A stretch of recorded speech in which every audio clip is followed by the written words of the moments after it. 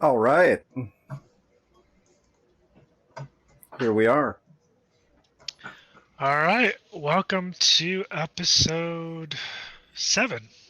Episode 7 it is. It's episode 7, right? Yes, it is. Okay. Sorry, guys. We've been doing so many streams. Um, it's hard to keep up with the episode numbers sometimes. But yes, welcome to episode 7 of the update log. As always, I am Rob, your host, and with me are my co-hosts Matt and Greg, and we are uh, here to regale you with some details about quest design. It's kind of a piggyback off of our narrative design and level design episodes. Here we're actually going into the more story aspect of designing a video game or any game, really, for that matter, because the design principles here are agnostic. You can use them for anything from a tabletop to a video game for the most part. There are some things that are geared more towards one than the other, um, but yeah, welcome Aramania and Samya Knight, the usual faces. Welcome. Thank you guys for joining us again, as always. um, so before we jump into the meat and potatoes, uh, I how you see guys a doing? I see a moon girl hiding out there as well. Oh yeah, Moon Girl. Let's just slide on in, not say nothing, to nobody. Lurking. All right. Look, Yeah. that's most Twitch viewers. I happen to lurk quite often. But yeah, I myself doing pretty good. The kind of stuff you put forth for us before this podcast, Rob, was pretty interesting. So eager to kind of like share that with everyone watching, kind of discuss it. Yeah. What about you, Greg? I'm excited. I am excited. I think as we've gone through this series, we've talked about a lot of aspects for game design, and we've been more or less kind of specifically in the realm of video games. This, starting tonight is where we're really talking about the Passover stuff, the stuff that it's not exclusive to video games. However, the application in video games is very important. But it's also very important in other games, TTRPGs in particular. So I'm excited.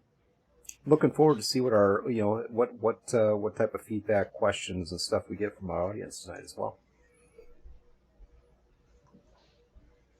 Likewise, actually. But yeah, like this is kind of the bridge, so to speak, between the video game aspect of things and kind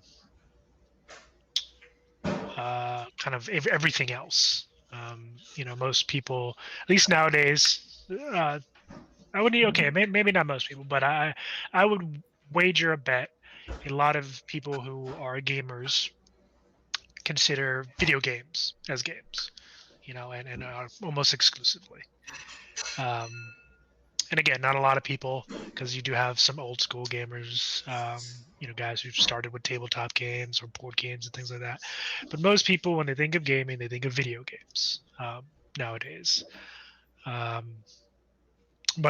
the gaming landscape is so much more than that. I mean, most of these video games wouldn't have a leg to stand on without most tabletop games of the 70s and 80s.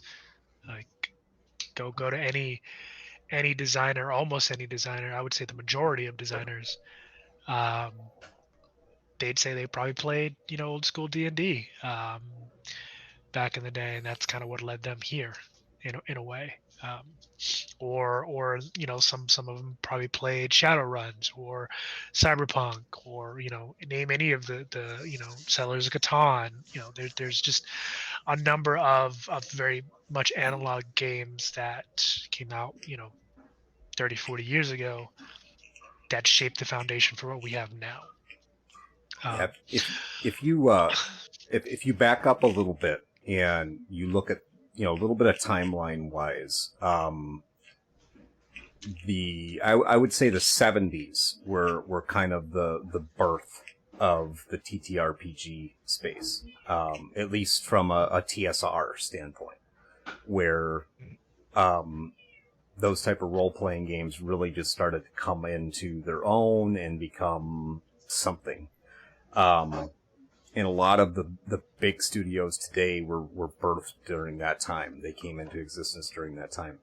And then, you know, do a side-by-side with, okay, here's these TTRPG games, which are theater of the mind, all about your imagination and creating worlds to play in, or, you know, play with your imagination. And use that imagination in with other people. And you look at the video games at that time, Gauntlet, you know, Wow, that's a throwback. Tetris. No, Tetris wasn't even then. It was some other, I forget what it was, some Tetris-like game, Pong, you know, those type of games. Atari was the big deal. You had, you know, Odyssey as the early version, and then rolling into Atari, which was really big for a while, coming through the late 70s, 80s. You know, and then, you know, computer systems starting to come out with, you know, at one point in time, there was the Commodore 64 recognized as being the most powerful computer. And really all it was a keyboard with the actual computer components built inside of the keyboard. It really wasn't a powerful machine by any means. So you look at that, and then you really want to look at, and it's just my opinion, but you really want to look at where these ideas came from for how we see and interact with video games, how we developed video games today.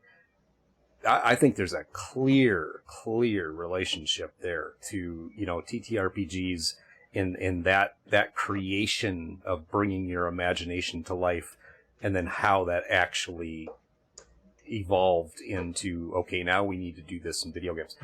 Sorry I'm taking so much time with that, but... No. I mean, you're making great points, and we're going to touch on all of that, you know, as we talk. Please continue, man.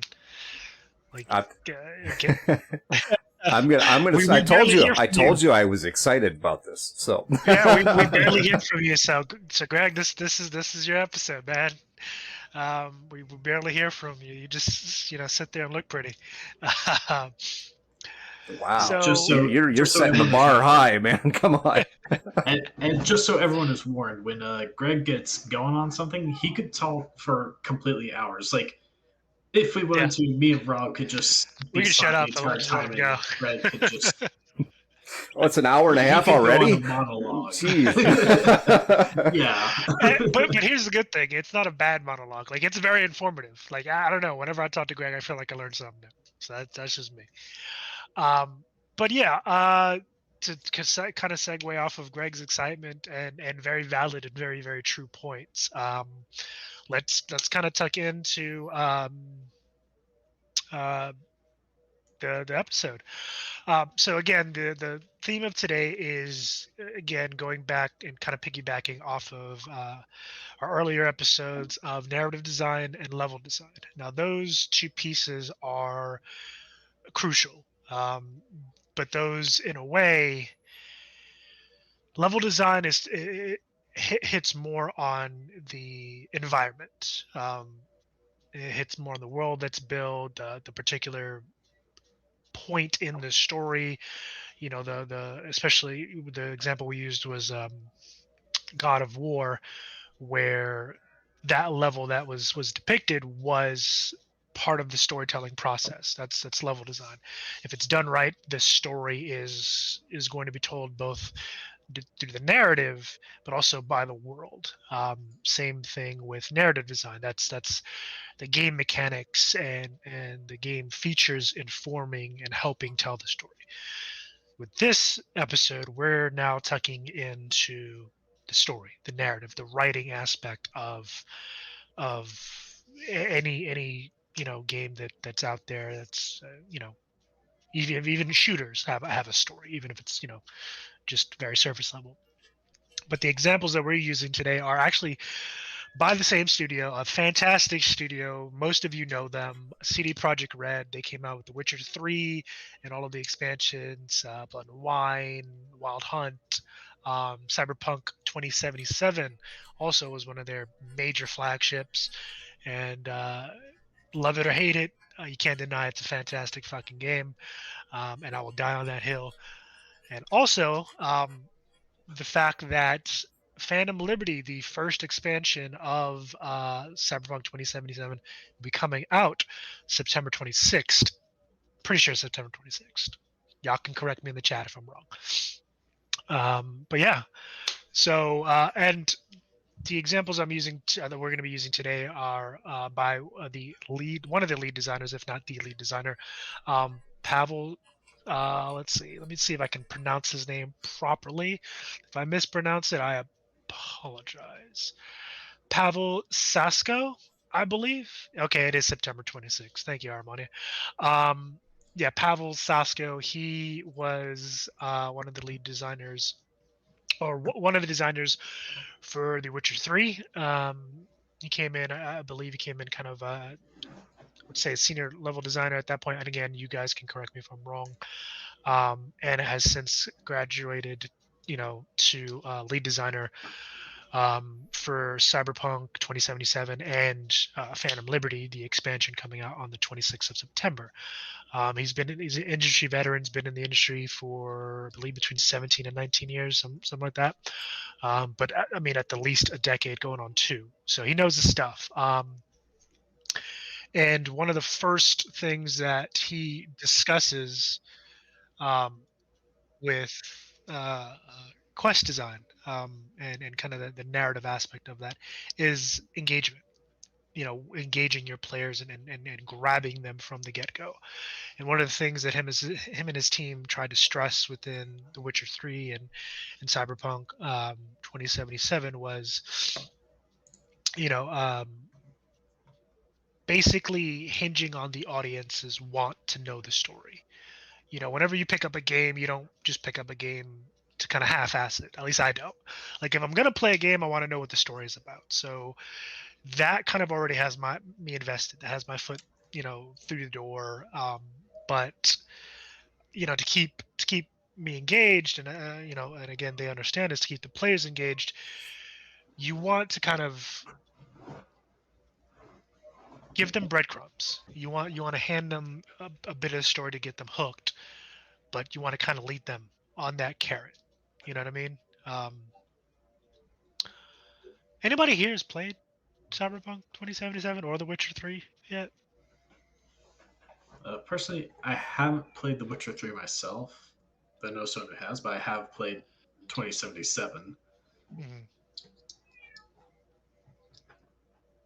Anybody in the audience? You guys are suspiciously quiet tonight. I mean, some people just like to lurk, but... Like to lurk and listen? Yeah. Grim Wolfen says Witcher 3 was a fantastic game. It was. It was a really, really good game. And something that I don't know if a lot of people noticed, The Witcher 3 was a detective game. It was very much a detective game set in a fantasy world, a dark fantasy world, especially. And that was one of the things that struck me initially with that game, because I've played the first 2. I played The Witcher 1 and The Witcher 2, and they're Assassin of Kings or something like that. I can't remember the full name of that one. Yeah, I mean, you didn't need the first 2 really to play the third one. I think it did a really good job of filling you in, filling the gaps, giving you the relevant information that you needed. But yeah, it helps to have played the first 2. But not to get too off topic, again, going back to kind of the first key piece of kind of the design team at CD Projekt Red's core philosophies of the narrative storytelling design is engagement. They realized early on that players they want to work for their meal, so to speak, if that makes sense. They want to work for that story bit. So giving us just enough to keep us interested, but keeping out key points and key pieces so that we hunt them down, that we look for them, that we continue the story. That was one of the things that they did going into both of these games, and probably in Phantom Liberty as well. And it makes sense. It makes sense. We don't, at least as for me, I don't want everything up front. I want the surprises. I want the hooks. I want the I want to go hunting. I want to go find what I want to like, kind of like Dark Souls. Like, I want to go out into the world and hunt down that piece of lore or that piece of narrative, to flesh out the world, to make it seem more alive and more engaging. There's the development of the plot piece there. One really good thing about both of those games and other games as well, but I mean both of those games, is that right from the get-go, whether you know anything about Cyberpunk or not, once you dive into that game, it develops into a story really quickly, with the plot is already started for you. You're already kind of feeling into it because you're seeing what's going on and you're able to kind of attach to the character. And it's believable. I mean, you get just enough information right up front within probably the first, 10 minutes of playing the game, that you can really kind of start to relate to your character. And you get enough of the overview, the world information piece, that you can kind of understand what's happening, even if you don't have any, you've never read anything, watched anything about Cyberpunk. Very quickly in the game, it brings you up to a point where you're like, okay, yeah, this can make sense to me. Yeah. From Armenia, I want to find an experience, but I don't want fetch quests. Yeah, like I think anyone who's played, like, say, older World of Warcraft knows a lot of those, like, kind of boring quests. It's like, go fetch this, or go here and kill X amount of zombies and stuff like that. Yeah, those And fucking suck. those can get old pretty quickly, and so yeah, like adding like some real story to be found within the quest, more than just knowing what the problem is and just going to solve it immediately. It's kind of like like that there is a problem, but maybe like what Rob was saying earlier, kind of like if leaving holes in the information available to the players so that they want to go out and find out what's really going on here. So maybe there's been a zombie attack, in the town over yonder, but you don't know, and you got to go fix whatever caused it, but you don't know what caused it. So you go over there and you don't know the answer immediately. You have to find out what caused it. Is there like a curse or some necromancer or whatever? Yeah. As like that's your motivation right there. It's the same as your actual in-game character. You're trying to get to the bottom of this issue, but you got to find out what the root is. Mm-hmm. It's Robo Ninja. Hey, welcome to the chat, man. First time? Yeah, that's at least first time chatter. Yeah, first time chatter. Well, welcome. Thank you for joining us. But yeah, as Matt said, and this is a thing that I know definitely firsthand, and I've seen in games a lot of time, and I'm sure you guys have too. A lot of times, the side quests will usually circle back to the main quest, or they flesh out the world, or both. Oftentimes, they'll give you more meat to chew on with regards to the world that you're in, or even the point in the story that you're at. So, design teams are really smart in that regard, and they're really focused. Especially CD Projekt Red, and I mean other teams for sure. They're really focused on making sure that their games and their worlds have life to them, and they're doing that not necessarily just through graphics and things like that, what have you, but through story. Because those are the things that are going to stick with us, at least for me personally.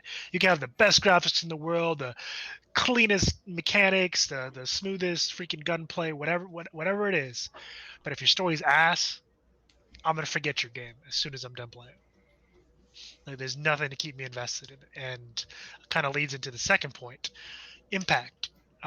They really strive to gain impact, and I mean we all know that scene. For those of you who haven't played Cyberpunk 2077, it's like right at the fucking beginning of the game where our buddy Jackie, like, come on, who here shed a tear? I'll be honest, I did.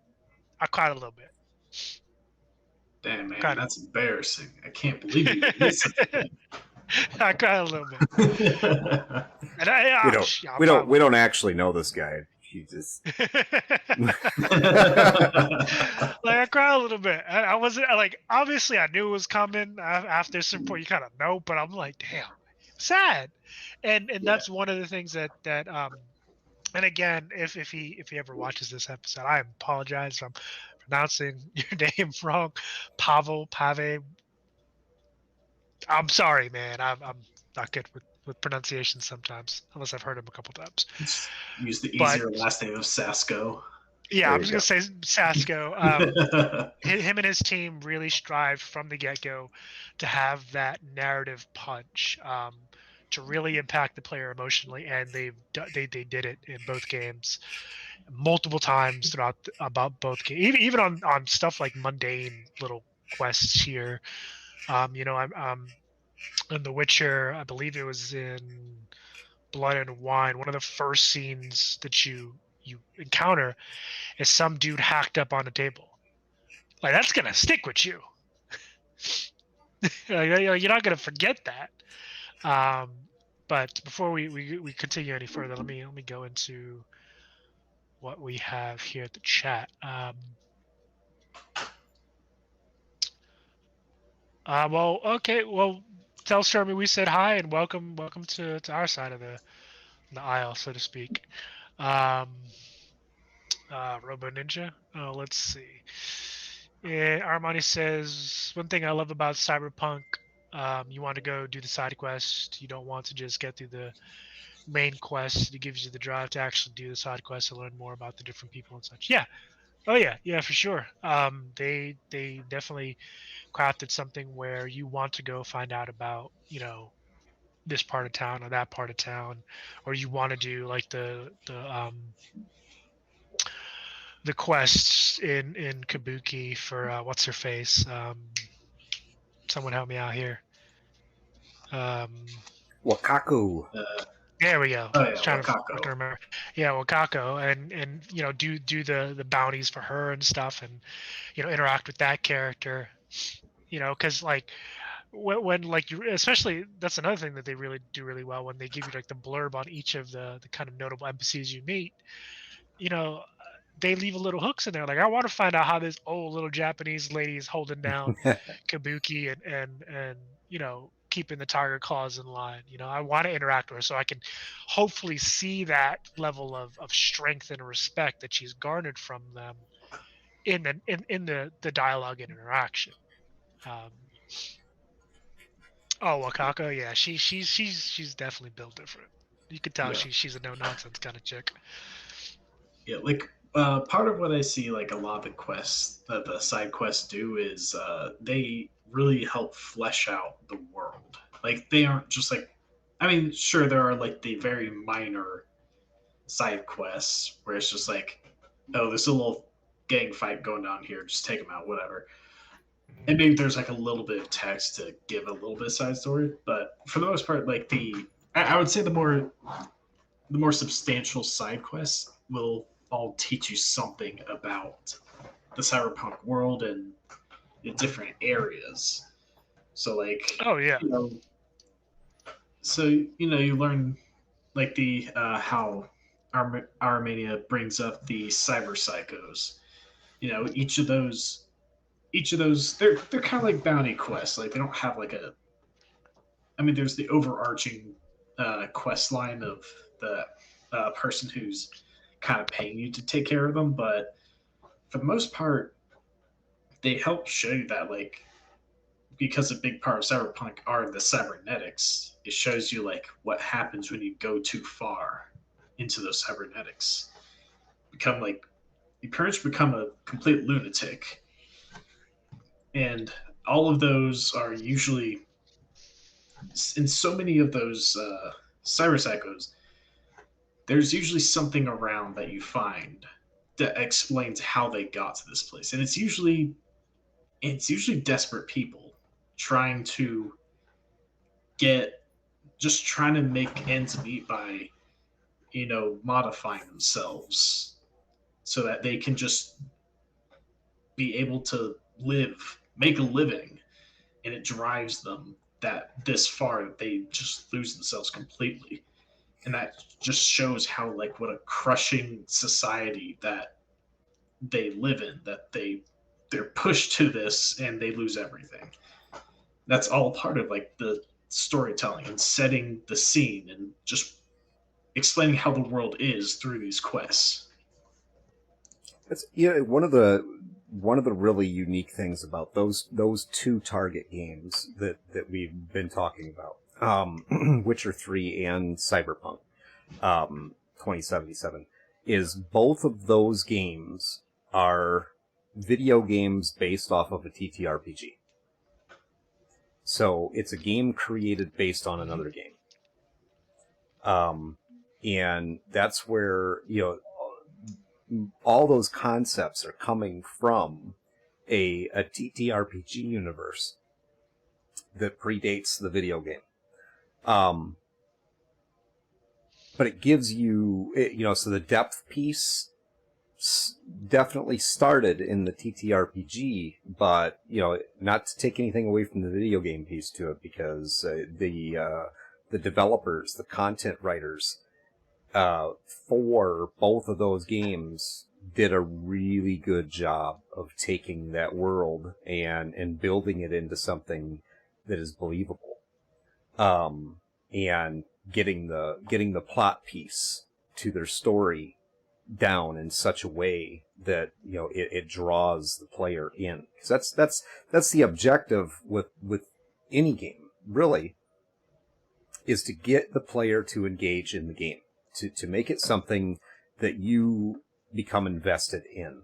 You're looking for what's the next thing, and whether that's finding out the next piece of story. Maybe it's just trying to find the end, or maybe it's trying to find out that why did this happen. Mm-hmm. And there's you look at the generations of video games that are out there, and the ones that stick out all have those elements in them. Obviously, some studios, just personal opinion here, but I mean, some studios do it better than others. But if you look at, I'm just going to throw an odd one out there. I'm going to say the Dead Island series. Okay. Like it or don't like it, that game is really good with the getting you to try to, you know what I mean? My experience from playing that game, I went through the entire time playing that game constantly with it in the back of my mind of how did this happen? How did this happen? Where, how did these people get to this point? How did these survivors survive? How did these people become what they are now? But that's the point behind the video game piece. Same as the TTRPG, is developing out that story, that plot, and then creating the hooks that allow the player to actually get engaged in it, to take ownership in it. Choices and consequences. A lot of it. Yeah, and I'm glad you bring that up. But player agency, player choice, and decision. Though I will say this, and this is I think one of the few dings I do have against the Cyberpunk 2077 game, is that there wasn't as much choice as I was hoping for. Nor did, outside of a few key points, did your choices have as much impact as I was hoping for. Again, that's personal opinion. But yeah, I mean, you hit the nail on the head, Greg. You want, in your story, and again, the narrative teams for both those games, really did a good job of setting the hooks and in such a way where the player wanted to grab them. And again, go back to impact. Another thing to kind of uh, So put together with that is that if you notice in both of those games, the narrative team didn't hold back. Like some of those scenes and themes were pretty visceral. I mean, just again, literally in the first half hour of the game in Cyberpunk 2077, you have the scav scene where you're going in to rescue the chick in the tub. I can't remember her name. And one of the first rooms you walk through is someone just cut open. And right. again, it's very, very visceral. And then the dialogue that you hear between V and Jackie, and Jackie's like, "Yo, what the fuck, man?" And he's you can hear it in the tone of voice, the utter like disdain and disgust that he has for for the people you're more likely about to kill. um, that hits home, even though like obviously the majority of people never experienced something like that, and no one's experienced that. Because we don't got people chopping each other up and pulling out cybernetics because we don't have that much of those yet. But yeah, it's really it hits home, I guess, and I like that CD Projekt Red didn't pull punches with regards to either of these universes, because it wouldn't have been true to the world that they were trying to build. Both are very dark, but also I think it would have been a disservice to the narrative in general, regardless of the setting. I think if you pull your punches with the emotional impact that you're trying to do with your story, you're doing the narrative a disservice. You're doing the world a disservice. The world that you're trying to create. Yeah, and Sandra, go ahead. I was just going to say Sandra like, Dorset. That's the name you're looking for. There we go, Sandra Dorset. Yeah, and like it's something that I would admit is like an impressive talent, because like they definitely did push things farther than like a lot of AAA developers do, who tend to err on the safe side of things. That they tackled some more darker issues than you normally see in AAA games, and and the impressive part is that they're able to do it with tact. Like I'm sure you could find, like, there are games that I think we've all played at some point that push things to be dark just for the sake of being edgy, and like it's kind of cringe sometimes when you see it, or it's off-putting and it serves no real purpose. But 2077 is one of those games that I think they managed to do it quite well, because it helps. It's in line with the world they've created, and they don't go too heavy on it all the time. Like, you have, like, obviously when you broach a dark subject, like especially in storytelling, you can't stay there too long, or it just becomes very heavy and just not a good time. It's like that scene with the that beginning. I'd almost call it like the tutorial level, really, with the scavers, and like finding out what they do and how they like cut people up, and like seeing that one body just completely opened up with like pieces being taken out. Like, that's heavy, but like you don't stay there too long, because that's just not good if you do. And like probably the quest line that stuck with me the most is the one involving your detective friend. What was his name? I forgot what his name was, but he had his nephew go missing. Oh, okay. Yeah, that's the. I don't know if I would say detective friend. That's the guy that lives downstairs from you in the mega building. Yeah, No, not that guy. He was I think it was that guy, wasn't it? Oh, I know River. what you're talking No, about. River. Yep. River Yeah, Ward. that quest line. That was. I think that was probably the one that stuck with me the most because it wasn't even a lot of like action or anything. It was genuinely just horrifying because like Mm-hmm. the guy's nephew goes missing and you're helping him find out what happened. And I'm not going to go too far into the details, but like, because it's a whole mystery, and if anyone wants to play the game, I don't want to spoil it. But like, eventually, you start learning about who the kidnapper is, what kind of guy he is, and like, eventually, when you go to where that guy has the kid he kidnapped, like it's just so messed up and absolutely twisted. And it's like that stuck with me because you definitely it's a level of like kind of depravity you wouldn't really see in a lot of other games. And they again, it's that they're able to push things farther than what a lot of others do while still managing to toe that line effectively that they don't go too far. So I'm gonna have to take my Night Stalker hook out of the Red Ravens campaign then, right? No, I don't know. We still don't. Me and Hey. Rob don't know anything about that. Well, really quickly, because it's a perfect. I didn't want to get too far beyond this, but you drew a distinction a little bit ago, Rob. For me, I am definitely on Team TTRPG. And I love playing TTRPGs and I love playing video games as well. But I'm definitely, if there were two teams and I had to pick one, it would be TTRPGs all the way.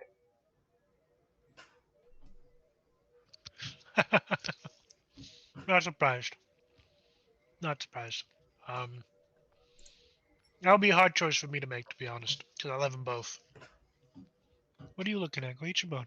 The development angle for what you're able to build. Here's the thing: the development angle for what you're able to build in the TTRPG community is creating something in which allows others to expand their mind, not having that. Because the choices are all yours to make. There's obviously there's options, but I mean those options are not being fed to you. The TTRPG allows you to have what could be, depending upon the depth of your own imagination, a truly open world. Where right now we just don't have the technology to do that in video games. We can get pretty expansive. I mean, there are some games out there that have some really big, especially some of the MMOs that are out there that have some really large worlds. But it's still at some point you hit the edge of that world and there's nowhere to go but back. And with TTRPGs, it's not that way. I mean, you create a base. You create a base world with the mechanics and the story, and that's kind of the hook right there. That's how you get people to engage in that, is you create an interesting story that has the elements that we're talking about. The plot piece and making sure that that's developed enough early on so that people can gain an understanding of what what is this all about. The mechanics behind it to make sure that it's believable and it makes sense for people. Obviously mechanics sometimes can be a little tough because you're not always going to be able to relate those mechanics back to real world. Yeah. There's always got to be a bit of a suspension of disbelief. Right. And then just creating that buy-in opportunity for people of using your own imagination. It's your world. We just create a framework, and then you create the world in your own mind. And best of all, you create that world with a group of other people, so that you have a collaborative world that you're playing in that does not have the limitations of a video game.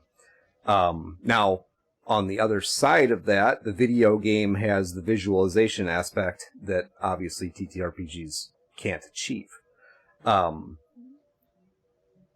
So there's that. Yeah. Well, I think there's one thing to be said as far as like the way storytelling can be done between these two mediums, because, and this isn't me knocking at TTRPGs and their potential for storytelling, because there is a lot there, especially with the freedom it gives you. However, I think there's something that can be said of in a video game or a more closed story, I guess you could say, whether there are some choices in there or not, is how meticulously crafted each element is to all serve towards a single point. Mm-hmm. And how, because like if you look at a TTRPG, because you have the DM being a storyteller, but also each of the players telling their own story. And sometimes it can be hard for all of those elements to come together into a single well-written story where like everyone works together perfectly to bring everything to a close by the end. Because like if you want to take like a closed story example, like and like how certain characters may or may not work, like going outside of games for a bit, if anyone's ever watched Avatar: The Last Airbender, you look at Prince Zuko and his story. I see his story as something that would be nigh impossible to really replicate in a TTRPG scenario, because his development is so. That's the best in the entire series. Hands down. I will fight everybody on that hill. Zuko had the best character development. Yeah, like he has anyone in the series. Period. Just like in all of storytelling, honestly, he's so amazingly done, and like it's all because of how every other character he meets and all the places that he's been has changed him and kind of helped him move away from his old mindsets towards a new one. And like in a TTRPG, if like you say you were a player trying to do something akin to a Zuko character, well, who's gonna be your Uncle Iroh? Like, who's gonna help? Like, because Zuko would never have changed on his own. His entire story is meticulously crafted, and I feel like that'd be something incredibly difficult to pull off with so many individual storytellers in a TTRPG. So I have a Ripley's moment for you. Everybody's Ripley's Believe It or Not. Everybody's familiar with RoboCop, right? Yeah, the movie back in the 80s, the RoboCop movie. There's a recent remake of RoboCop. That movie is at the center of because this concept has been around for a very long time about the visualization aspect when it comes to TTRPGs. And to illustrate this for you, okay, so the RoboCop movie, I believe, came out in 1983 or somewhere in there. In 1987, they produced a board game based off of RoboCop. In part of the board game, there was a VHS tape that came with the board game, where as you played the game, there would be certain points where you would play a piece on your video recorder. Yeah, a lot of people, I say VHS, they probably have no clue what I'm talking about. I know exactly what a VHS is, man, and I know what a cassette tape is. But Damn. that's one of those moments, 1987, where they company created a board game based upon a cult fiction movie with RoboCop, And then they also have a VHS tape which has cutscenes from the movie that you're supposed to play as you play the game. Certain points in there will tell you to turn the VCR on, play this section or whatever it was. But I think that was an attempt at one point in time to try to span that gap of taking the visualization aspect and giving the visualization to a board game or TTRPG. That game, I actually had that game. It wasn't a true TTRPG, it was more of a board game, but there was a role play aspect to it. But yeah, there's your Ripley's Believe It or Not moment. History. Huh, that is a strange concept for a game. I can see why perhaps it's not like super famous. Yeah, no, it sucked. Trust. I had the game, and even back then, as a young person, it sucked. It was horrible. But kind of to piggyback off of what you said a little bit ago, Greg, like suspension of disbelief, in terms of TTRPGs and being able to craft kind of the world in your mind. Moving on to one of the third key point in their narrative design philosophy is believability. Crafting characters that are at least in the case of Cyberpunk 2077 are human-like, and then the moments that you have with them aren't super intense, because not everything is a 10 in terms of Right. intensity. Having moments where things are, I guess the best way to put it is normal, where they're easy, and kind of everyday, things that we all can kind of resonate with on a kind of day-to-day basis, as much as is possible, given that this is 2077 and we're in 2023, which, for those of you who don't know, 2023 is actually a very, very important year in cyberpunk universe. A lot of shit goes down in that year, but also giving enough screen time and space for each piece of the story, whether it's a side quest or a main quest, to play itself out. Not rushing, not trying to squeeze everything into one chunk. And I think for both games they did a fantastic job of that, where the pacing, I guess that's essentially what it amounts to, the pacing of things was believable, was even. Whether you were doing a side quest or a main quest, whatever part you were in, you didn't feel like, at least I didn't feel like the story was trying to rush to get to the next thing. It felt like each story beat had its time to shine, so to speak.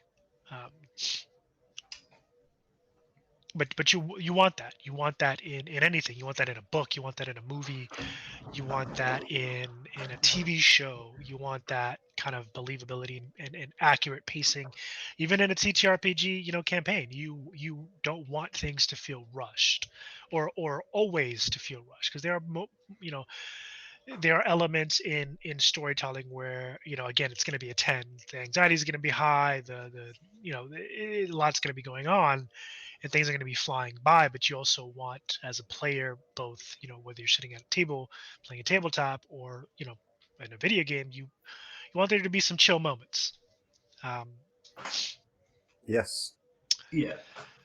Like that's a concept, like this kind of concept of like ups and downs can be found in so many mediums of like entertainment, be it storytelling or gameplay. Because like in storytelling, there are a lot of stories that for every time they go through a intense section, they'll then after that bit calm down to a calmer section for a bit before escalating again. Because like obviously, if it's super exciting all the time, it can get, honestly, it gets tiring. And not just for excitement, like when it comes to many story arcs. If you have a darker story arc, then a lot of times you can ease that back to the next arc being a little more lighthearted, and then going to another darker story arc. It's the same thing of like kind of bounding between the two concepts to prevent things from overstaying their welcome and getting boring or tiring. And this even works for like game design when building difficulty. Like you want things to be challenging, and then after the peak of that challenge, calm down a bit. Like think about how, like, just in very basic terms, after you beat the boss of one level and go on to the next level, is the start of level 2 just as difficult as the boss of level 1? No, you usually have a little time to decompress and go through an easier bit before it then escalates. Mm-hmm. It's all about having the intensity and then calming down from it for a bit so that you can kind of decompress before going back up into that intensity. And it's a concept that you just find everywhere.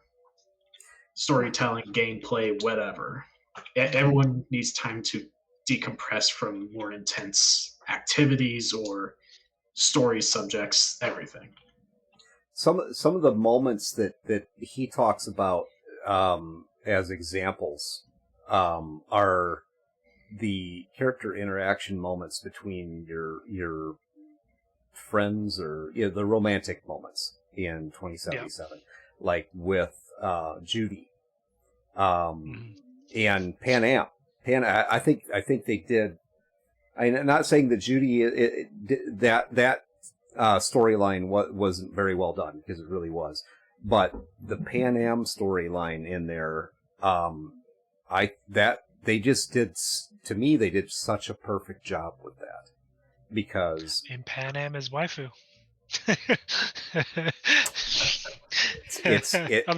I know a lot of guys who would have definitely wanted to pick Judy, but she ain't an option. Right. Well, and the thing, you know what? I'm in the aesthetically, Judy, the character they designed for her she's hot. I mean, let's face it. And very attractive. And I think that was the point behind Judy, is to make her that potentially. I think the idea behind that was a little bit more objective, where Pan Am just has that character creation, and maybe I'm biased too. I mean, I'm game for saying that, but the Pan Am storyline and that character, it just. That one was the one that I found to be the most attractive. Not even from a physical standpoint, although the character art done for her is fantastic. But just all the way through, the feel of it, the interaction with her, the story behind her. I was a little sad no spoilers or anything on the game, but I was a little bit sad with the ending piece, because it does kind of leave you with the, well, wait a minute, I want some more of this. What happens next? Type of thing. Where, and they did a fantastic job with Judy as well. And I'm sure River Ward is another one of the romantic engagements that's in there. I never pursued that one, but that's just me. And there's a couple others. Oh, Armania says she liked his. Okay, all right. Rivers are a better option. Honest, liked it. Okay, yeah. Let's take a beat real quick and go through the chat. We still have a couple more key points to get to, but we'll get to them. But I want to catch up with the chat. Let's see.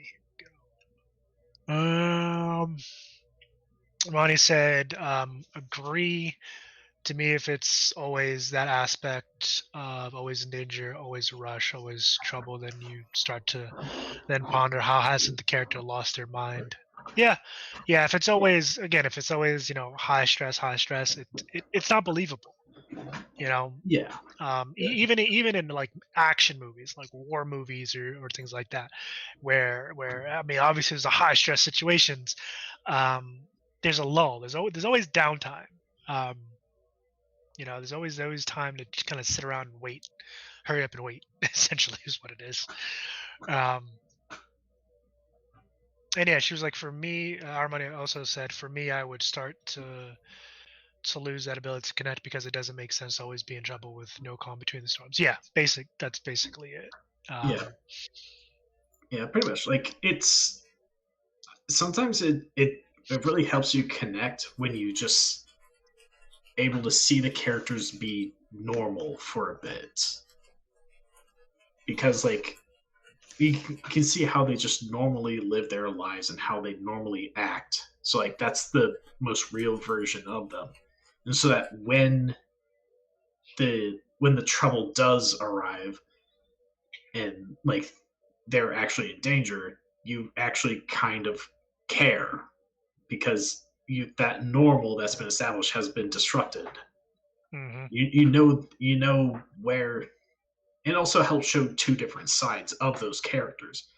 Their normal, how they would like, I guess, kind of prefer to live, and then the trouble, how they act when there's, some sort of crisis at hand. Just two very different sides of characters. I mean, depending on the character, they may act rather similarly, or they may act very differently.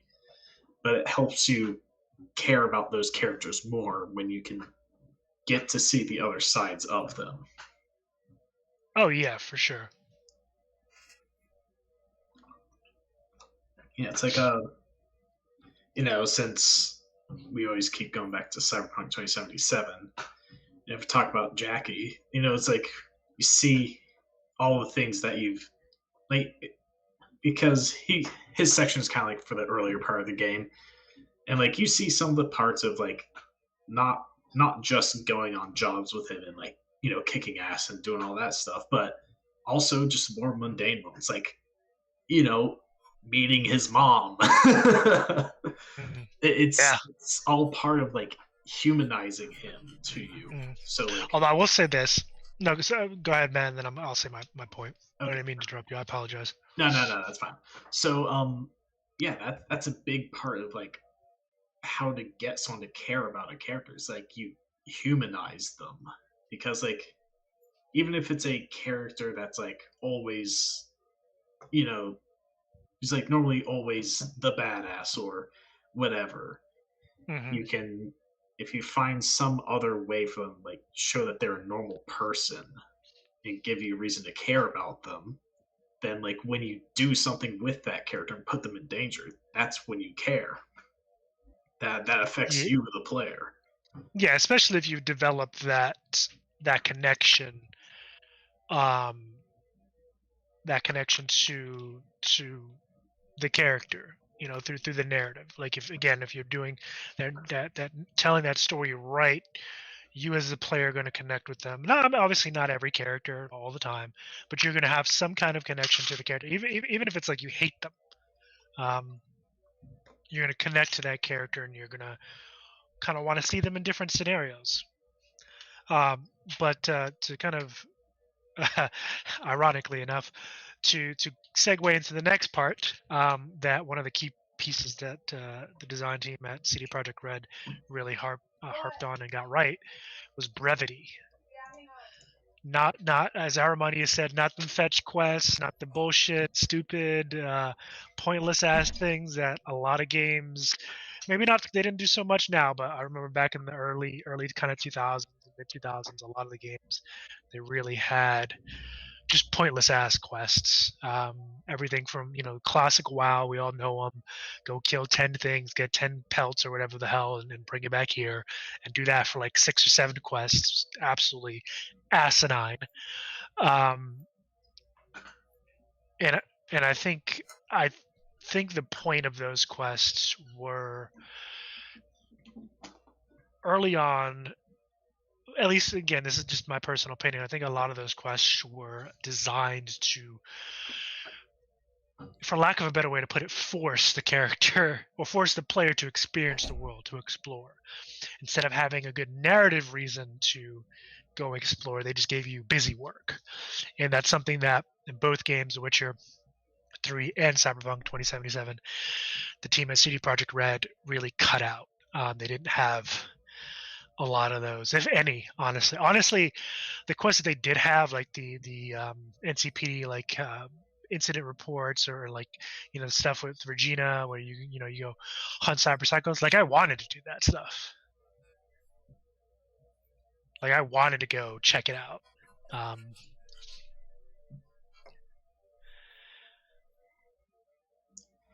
Yeah, like if you look at like interesting ways of gameplay, like you can even take a relatively simple concept and just make it kind of fun. Like if you look at the game Undertale, like if you want to break down like your goal in the game, it's simply just to walk along, defeat, take care of some enemies that pop up from time to time, and beat the boss of the area. Rinse and repeat, and that's the game. If you break it down as simply as possible to that, that's kind of what you do in the game. But like, they make it interesting just with the sheer just the sheer charm of it all that they put into the characters that you encounter through them. Like whether it be just the random enemies that you run into being very quirky, and the way that like the combat system is designed so that like you could fight them and defeat them, or you could essentially talk to them and like befriend them so they no longer want to fight you. And it's just it's a lot of fun, like finding out how to befriend all these characters, even the bosses especially. And they're just all so damn likable that even if like what you're doing is simple overall, like your goal in the game, it's so enjoyable because of the way the story is told. Honestly, if anyone hasn't played Undertale, I think it's like one of the few games I could recommend everyone play. Absolutely fantastic game. I actually haven't played that, but you've mentioned it quite a number of times in our discussions. You really should. I don't think you guys are as into the indie scene as I am. Not that I'm like a super expert or anything, but I would say Undertale it's an absolute crowning achievement. Like, made by one guy going by Toby Fox. Obviously, not his real name; it's an alias.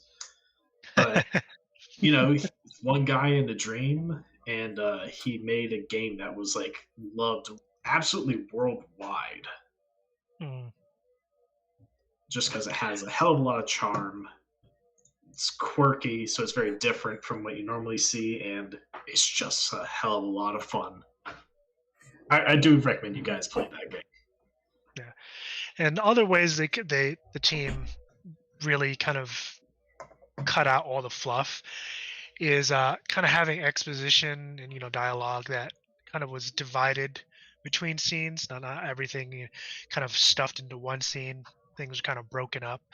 But also one of the things that they did that I've seen a lot of other games do. A good example is Destiny and Witcher 3 and like other games. They'll have like you'll be walking around the world and you'll God of War. You'll be walking around the world and the character will say something about it. They'll comment on something they've seen or explain a piece of the world. And I think that's a really good element for a number of reasons. One, it connects you to the character, the player to the character. It connects the player to the world, and it keeps things moving, keeps things flowing. Like you don't have to go to a certain area to get that piece. Like it shows life, it shows breath into the world that you're playing in. Because again, it connects you to the character, and the character is reacting to a particular piece of the environment, which is important in my book. Absolutely. I think the only thing at this point that there's a lot of things that you could point to, but overall, especially with the Cyberpunk 2077 game, I'm at the point now where the most disappointing thing is that you can actually complete all the content, and there's essentially no more content. Other than just exploring the game itself. That's Yeah, that is one of the unfortunate things. I think one of the downfalls of that, like especially once you do the main quest, things kind of just and fall over a little bit. here the Fallout 4. If you've ever tried that game, Fallout kind of does that. Probably 76 does the same thing with it, but I mean, Bethesda has been experimenting with that concept of the continuous quest thing. And that's not a bad idea, but what I find is that so far all the games that I've seen out there that have that aspect essentially just have a list of quests that you cycle through. There's not a lot of genuine quests. Once you've cycled through it once, it's like, okay, yeah, I'm just doing the same things over and over again. A little bit of what Aramania had been talking about, the whole go here and do this. Yeah, go here and do this thing, or go kill 20 zombies, or that. Mm-hmm. Yeah. You might as well just not put anything in there if that's the Yeah, no, I agree. If that's the way that's kind of the direction you're going to take. It's filler. It's like filler episodes in an anime, Mm-hmm. Although I would say filler episodes in anime are way better than fetch quests and shit.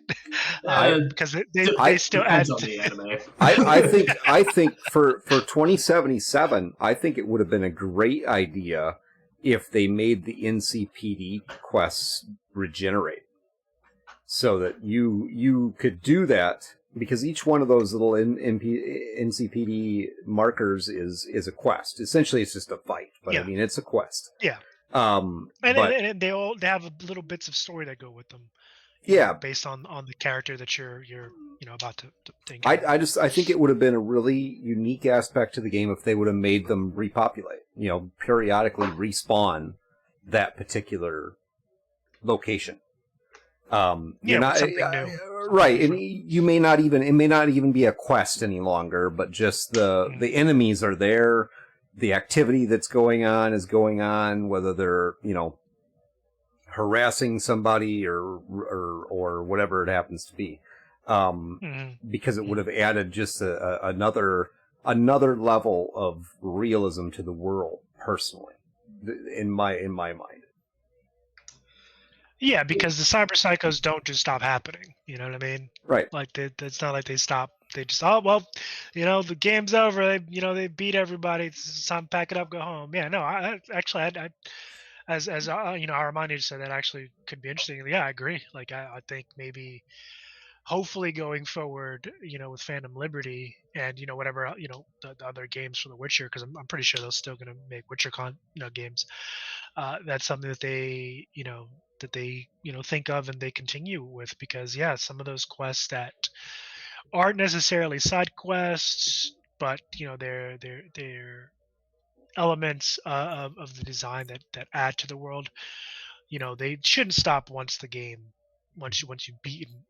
beaten the game, so to speak. On the Phantom Liberty update and that piece, also just need to mention that Artel's Lorien is also, they just came out with the Black Chrome piece for the TTRPG, which takes items from the 2020 game and converts them. There's some new stuff in there too, but a lot of it is just taking the Chrome magazines from the 2020 universe and updating it to 2077 2045. I'm sorry. 2045. Yeah. Right. Yeah, and that reminds me, we actually have that in our private game. We do. I'm gonna have to go check that out. I'm gonna have to go see that Vostok cleaver that they made. It has like the thermal blade. It's so dope. I actually, a little off topic here, I watch one of the YouTube channels that I follow, John the Wise. So if any of you guys are interested in Cyberpunk, the TTRPG, I highly recommend his channel. He talks regularly with James Hutt, I believe his name is. He is one of the lead designers on the Cyberpunk Red team for Artel Saurian, and they have a weekly, I'm pretty sure it's a weekly city council meeting where they just discuss things related to the game. But I highly recommend his channel if you guys are looking to ever get into Cyberpunk Red or even Cyberpunk 2020. He has videos on that too. So shout out to John. He's a really, really good content creator. But sorry, didn't mean to have a bit of a brain fart there. But that leads me into our next key point: choices, player agency. I mean, those are the backbone of any RPG. The choices that you make and the impact that they have on your character, the world, and then obviously all of that combined, you as the player. And honestly, while I think they did a better job of the choices having impact in The Witcher 3 than they did in 2077, and that's again my personal opinion, the impacts are there, and they're felt, they're noticeable. And I mean, a lot of the key elements that they hit right. The choices were they created dilemmas and conflicts. They were ambiguous, meaning there was wiggle room for you as a player to kind of interpret things and based on the character's decision. But it was but those aspects are more for the players interpretation.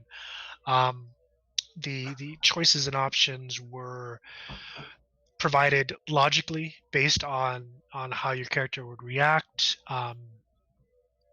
and the player. I mean, that's one thing I think they did really well. They always kept the player in mind as well with regards to the main character, and the stakes for each of the choices were set appropriately for whatever the choice was, whether it was a major decision or a minor decision. The basically the reward matched, or the consequence matched the scenario and the situation. And that's important, honestly, because again, it rolls back to key point number 4, which is believability. Or no, that was 3. 4 was brevity. But yeah, number 3 was believability. Like you have to believe what's going on. It has to make logical sense. Like, because if it doesn't, then it's really going to break their immersion, and that goes completely counter to storytelling. Yeah, like choice. I mean, of course, everyone can get really frustrated when the false choices that I think a lot of people have seen, especially in dialogue choices, where you have a choice between 2 different things to say, and then the other character just has the same reaction regardless. Mm-hmm. But a game that I think did choice very well, that actually had me on several occasions sitting there, like the controller down, sit there and just cock my head and sound like, ha. Was a game called Triangle Strategy. Rob, you'll probably be interested in learning that this game is actually it's in a similar vein to Final Fantasy Tactics.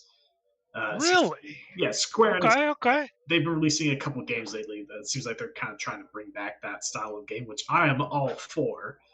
But that game, the big part of it is not just the kind of strategic game, but also the choices that you make throughout the game, because and how it's settled around essentially 3 different ideologies, and how your choices work towards one of those 3 ideologies, and each of those ideologies being represented by one of the 3 nations in the game.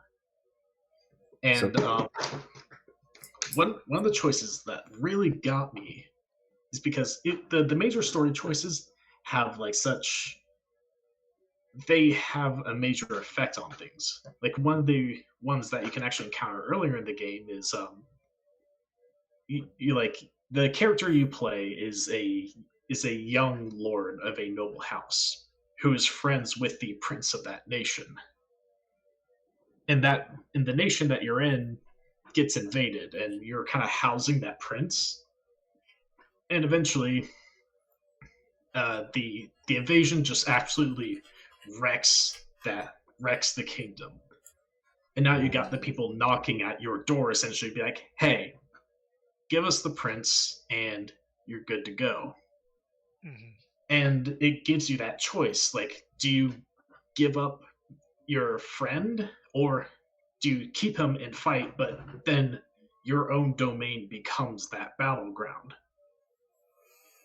Because, like, if you choose to not give up your friend, then that battle actually takes place on your domain, and like some of the houses and that you like are always seeing as you walk throughout your place are destroyed, and so like you get that sense of like this choice cost me the lives of people in my own domain in their homes, and like Yeah, impact.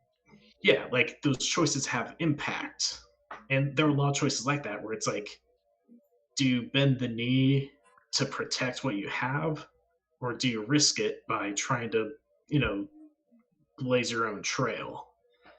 And there's a lot of moments like that game where it's like, because in the grand scheme of things, you're just a single noble house dealing with these nations, and it's like, shit, they want me to bend the knee, and there's realistically a good reason to, but at the same time, it's like you don't want to be under their thumb. It's and there's so many times I had that tough time making a decision of what to do because they make those consequences very clear to you, in both having clear pros and cons to them. Hmm. It's like I want to do it this way, but this bad thing is gonna happen, and is that worth it? So it's a very Well, interesting game that does It, the it, concept of choices. the really great part about that is that, you know, that's you know, part of the game development piece is making sure that you have those choices and the consequences that go with your choices, so that there's distinction based upon the choice that you make.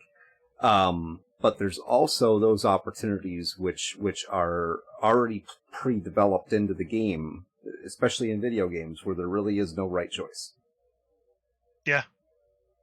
Yeah, like sometimes, like I think which Resident Evil was it? 7, the one before Village, where there's a choice, like you have a cure to the, you know, the mold infection, and you can either give it to your wife who's infected or this other character who's been helping you throughout the game.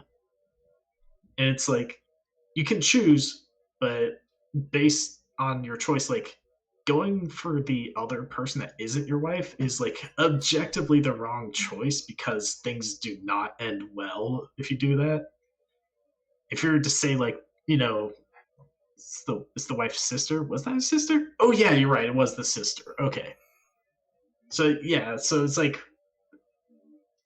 just objectively the wrong choice because things do not pan out if you don't choose your wife at that point. But there's also somebody said like, bro, why did you not choose to save your wife? Like, why? That's dick move, man. Gotta Right? call you out, Too damn bad for you. Fuck off. wife's sister. But it's funny that you guys mentioned all that, because it does lead into the next point, which is the consequences of those decisions.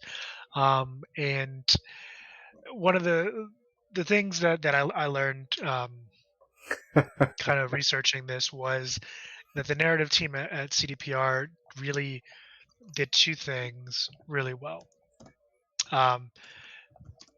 When it came to the consequences of your actions, they kind of took a two-pronged approach where you had a delayed, and then a really delayed, example of the consequences. And usually the really delayed was like for bigger decisions, but they did that to really kind of hammer home the point to the player, not necessarily just the main character, but the player. And Greg, it's kind of piggybacking off of what you said. The second point to this was that a lot of the consequences was, they were designed for the visibility of the meaning you can see and feel, and like the consequences of your actions were visibly and physically, and I use air quotes there, felt in the world, and for the main character and you as the player. And basically I agree, you know, if it's not that, if you don't get that, if you can't see or feel, or whether it be, well, it's only emotional in this case because you're not really going to feel the consequences of your actions as a player. But like if there's really no reaction, whether it's visceral or emotional and all that stuff, both as from the main character's point of view, but also from the player's point of view, then why even do it? Right, right. It shouldn't even be there. That also becomes part of that ownership piece, because having the options, and having the options designed in where you not only have multiple choices, but then those choices are something that feels right and familiar. You know what I mean? Like in that situation, I don't want to use the wife situation, but I could get myself in trouble there. But using a situation, one of the examples that is used in this article is the Placide example, which is a situation where this is a character that, in the game actually backstabs you. Or even better yet is the Fixer, what's his name? Dexter. Yeah, Dexter Deshawn. Yeah, Dexter Deshawn. Is that douchebag. Well, right, but this is a situation where the situation with Placide is literally one where, this guy, I don't care who you are. This guy is going to infuriate you, because he's designed specifically that way. Even if it only, even if you're a really calm person and it's maybe it's a minor irritation, but one way or the other, the thought is going to be in your mind that you're just like, you know what, I just want to punch you. And lo and behold, right about the time you start feeling that, the option comes up to punch him. That is perfect. That is really, really good intuitive game design where, you're really getting into understanding what the player wants and taking the opportunity to give it to them. And I think that's the next thing in there, is how to do that and when is it appropriate to do that.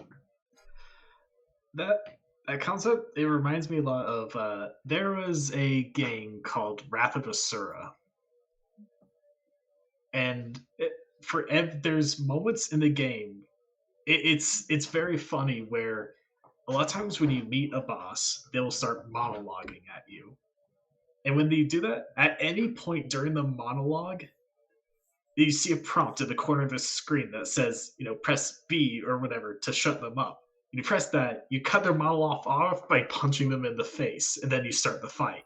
And you can do that to pretty much every boss that starts to monologue at you, and it's just so funny. It's great. It is a very interesting game, but yeah, it's called the Wrath of Asura. You're Asura, you're pissed off, and yeah, if you don't want to have time to listen to these people prattle on, you can just punch them in the face and start the fight already. It's skip straight to the violence. Exactly. It's it's such a great option to have that works perfectly with the character you have. And it's just funny that you can just shut them up. And it's like, I don't want to listen to you talk about, whatever. Just, I'm here to beat your ass. Let's get to it. Right? I'm not here to yip yap. I'm here to whoop that ass. Let's go. Yeah, let's get this action. I do like Asura. That was a good game. Grim Wolfen says, I don't mind stories with no choice. Sometimes they are very compelling and well written that way. I usually prefer gameplay choice, like different options to approach problems. I will agree with you with the caveat that they're well written, because sometimes if you don't have a choice and the story sucks, well, it's a shitty story. Yeah. Well, I brought it up before once. I think in an earlier podcast, I think one of our earlier episodes, where there is something to be said of a more linear story allowing itself to be more tightly written. Because when you have the different branching stories, it's hard to it's hard. Makes it harder to wrap everything up at the end when things are going in different directions.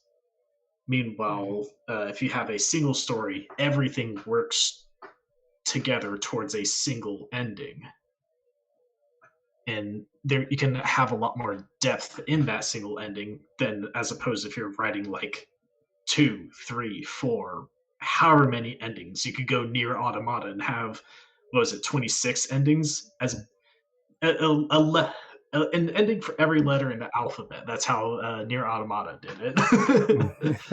Some of them joke endings, but yeah, it's like it's hard to put that depth in when you're spreading it out, essentially. Right. So there is something to be said of that. True. Yeah, there's definitely All right. an overdevelopment aspect for sure. I think that's kind of where that goes is an ending for every letter in the alphabet is really. Oh, yeah, Gribble bringing up the EDF series. Oh my god, what a series! For anyone who doesn't know, you ever watched a cheesy B-rated sci-fi movie with bad special effects and usually very stupid premise? Yes. That's what this game is, or this whole series is.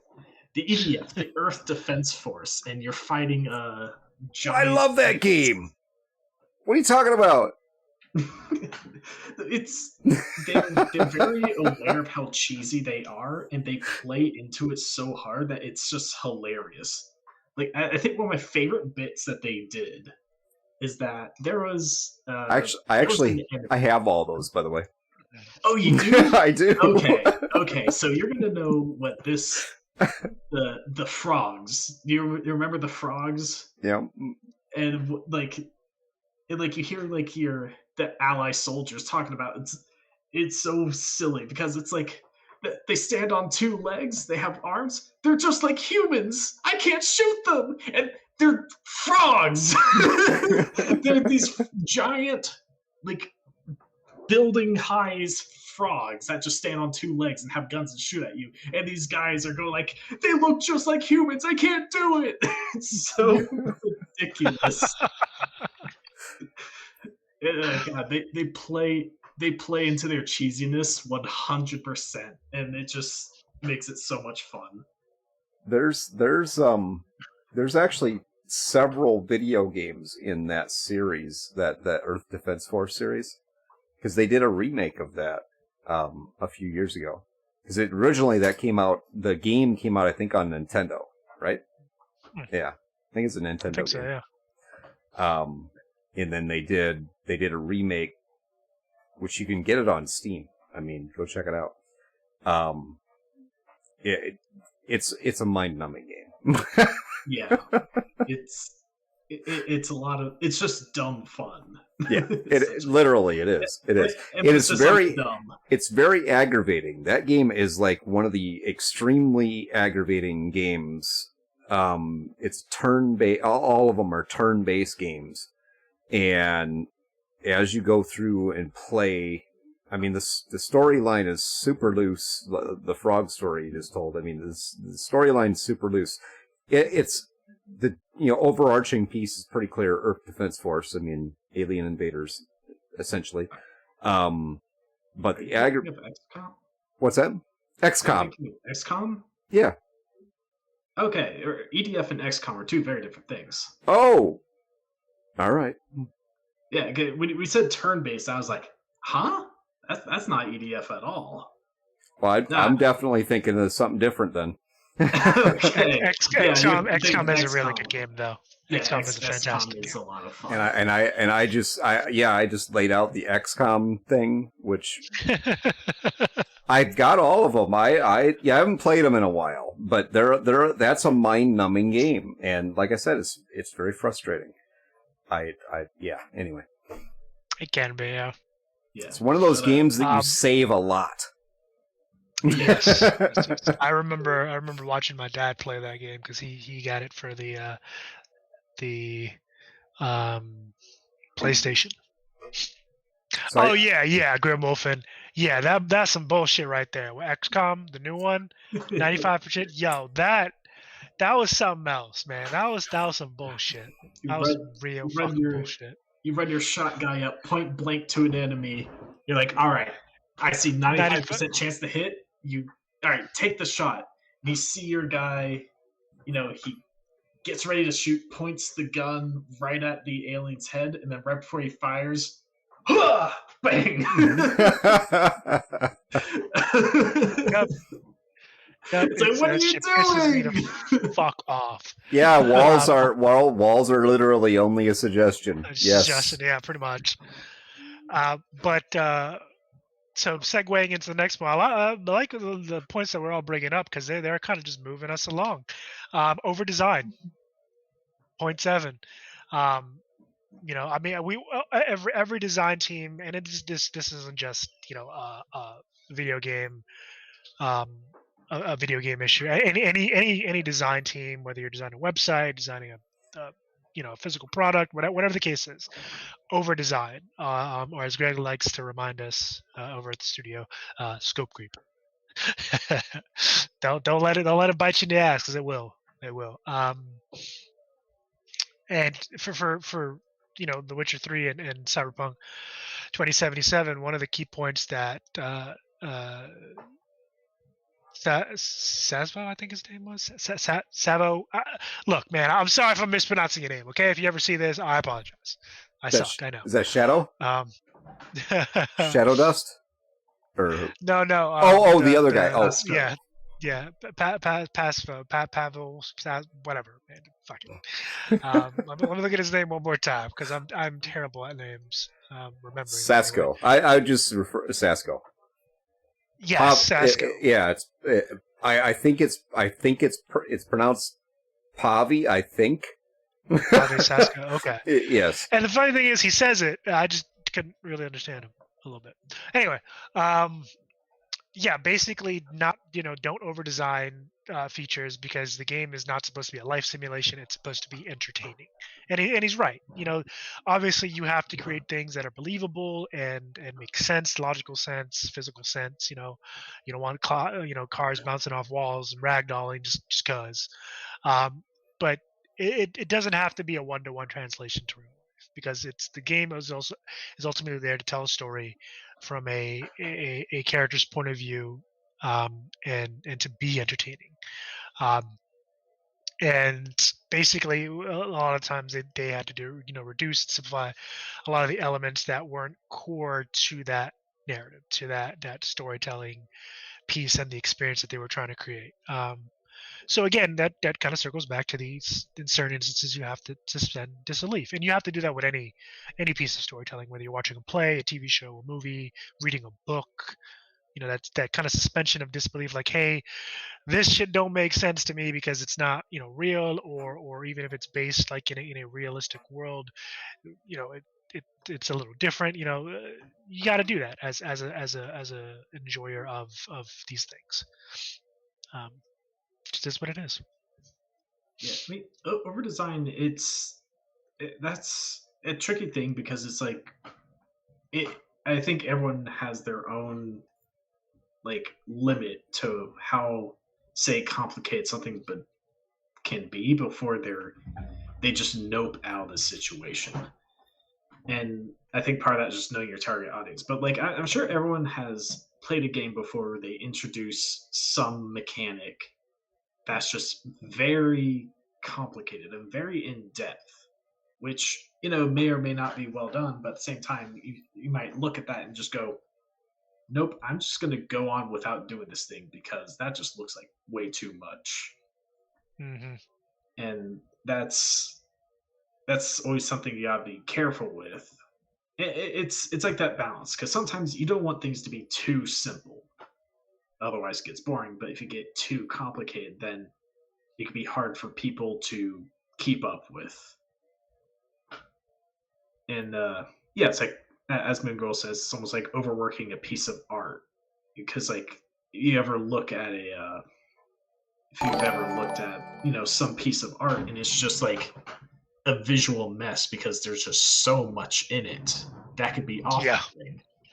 It's that very similar type of concept where it's like you gotta sometimes rein things back a little because people will be overwhelmed if you put in front of them this incredibly complex system that just I would take them a very long time to just understand the basic concepts of it. Yeah, you don't want something overly complicated, especially like at the beginning of the game.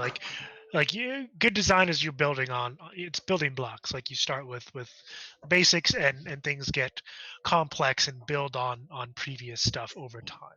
That way, by the time your player gets to the end of the game, they have all these things that they can do, but it all makes sense, and it's not like and they know how to use it. They know how to utilize it. And Armania says, that's me with some of the stealth aspects in games. Yeah, sometimes the stealth aspects in certain games can be a little scuffed.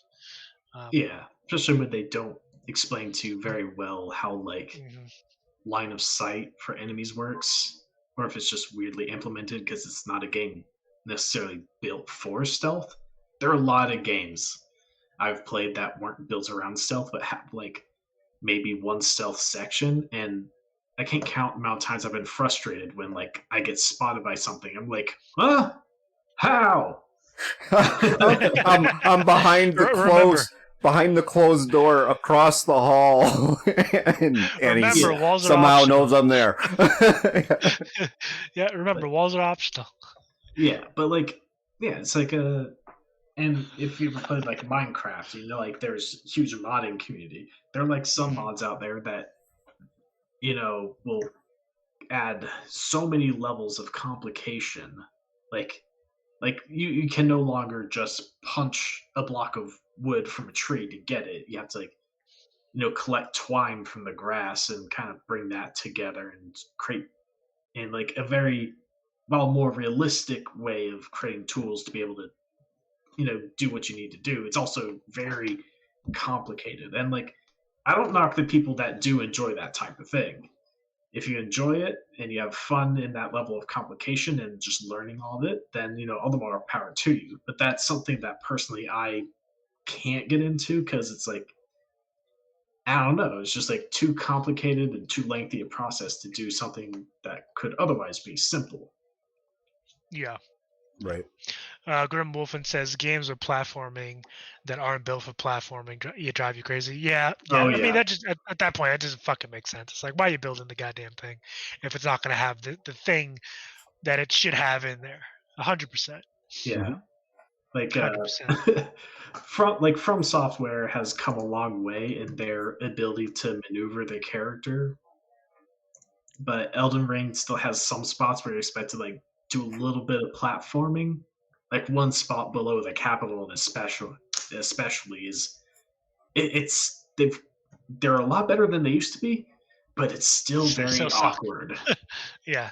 And I died quite a few times on that segment because it's honestly, I think it's the character, not the character. It's the camera. They need to really figure out that camera movement. Just getting positioning. I don't think it's all the camera. I think it's just because I don't know. There's some odd bits to the platforming in Elden Ring. When you jump and launch yourself forward, it's a running jump, you lose that forward momentum surprisingly fast. Yeah. And there were quite a few times where oh, I should make this jump if I'm this high up. But then I'll run and jump and I'll go forward a bit, but way sooner than I think I will. That forward momentum completely stops, and then I'm just going straight down, which isn't quite how physics works. No. So I died a few times because of that, and that's what I mean. Where it's it's still very awkward, and again, they've come a long way, but they're still not to a point where I'm oh, a platforming section. This should be fun. Yeah. Maybe in their next game they'll physics expert. Yeah, absolute physics expert. Let me tell you, when thing is up, it will go down. Look at that. Physics 101, baby. Physics in action. But you got it. Leading into we're almost at the end, guys. But but like the next kind of key point that they hit on kind of circles back to impact, the key point number 2, which is basically experimenting with topics and ideas that aren't touched on, either have not been touched on ever or rarely touched on, and being bold enough to do that, and hopefully design it well and implement it well in your game.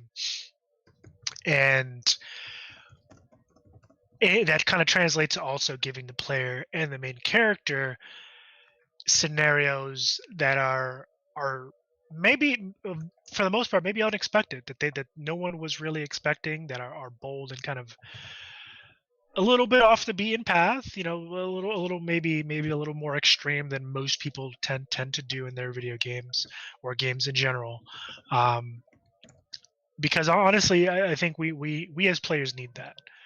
We need to take that risk. We need to step kind of over that line a little bit, obviously with respect and understanding that it may not be for everyone, not to be vulgar or anything like that. But yeah, it's stepping over that line. And I think Cyberpunk 2077 and The Witcher 3 definitely did that, and did that well. I mean, the 2 examples that I gave with regards to Cyberpunk 2077, literally one of the first scenes that you see in the game, when you're with Jackie, one of the first missions you guys go on, is a chick, laid out on a table, just cut up. Her insides pretty much tore out. Her eye, like, it's pretty gruesome.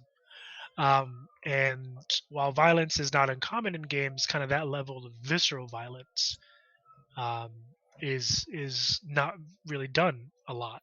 Same thing with The Witcher 3. There's a part where you walk into, it's literally like the first thing that Geralt walks into. I think it's in Blood and Wine expansion. A guy's laid out on a table and he's like missing like half his body. He's tore up. And again, like that's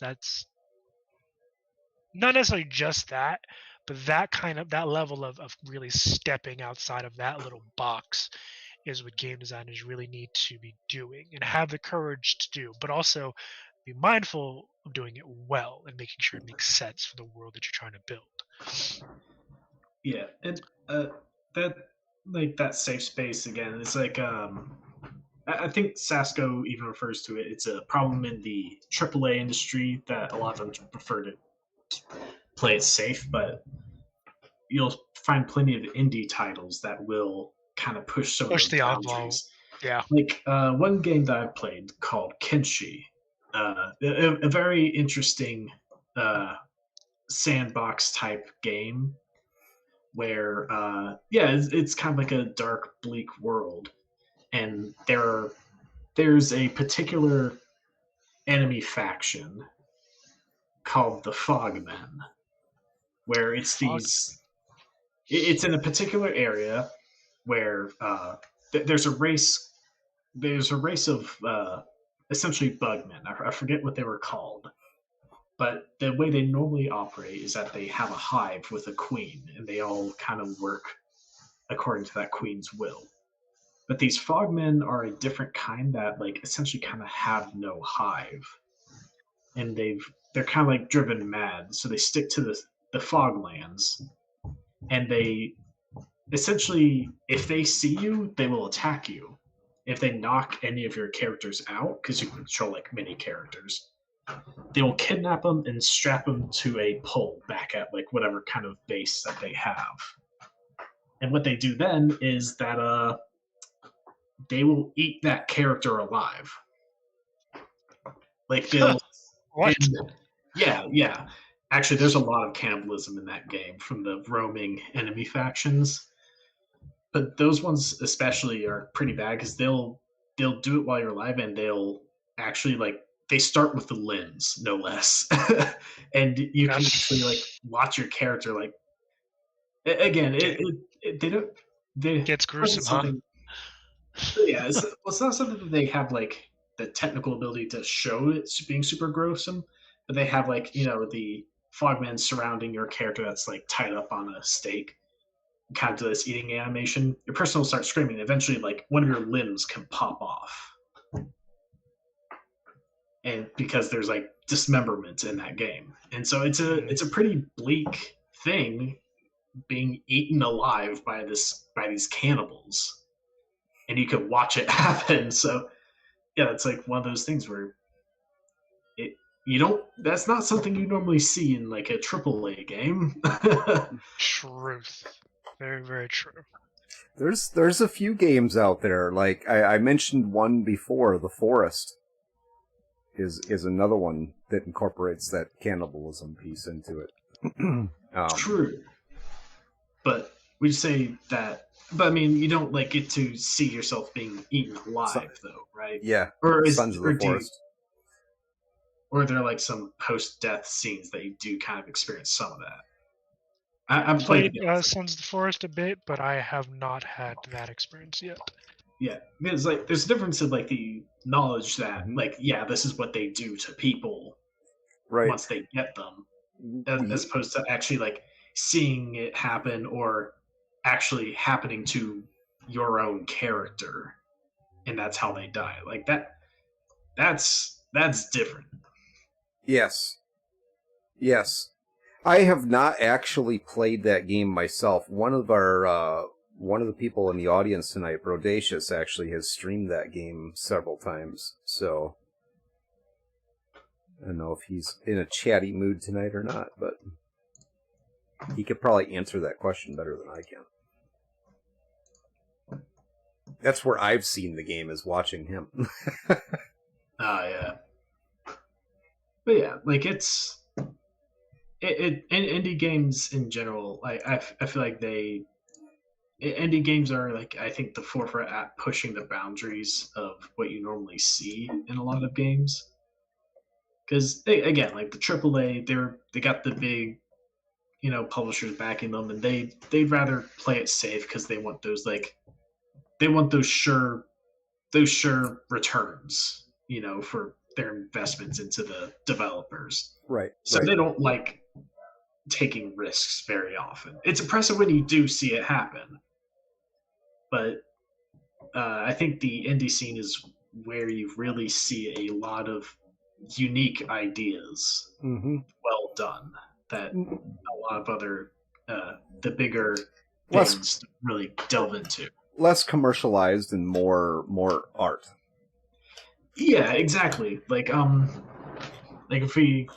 if I go back to Undertale again, like, and it has essentially three different like routes or endings through the game. You have like a normal end, a pacifist run, where essentially you're being the good boy and making friends with everyone, and then the genocide run where you decide to just kill everyone instead. Kill them all and let their gods sort them out.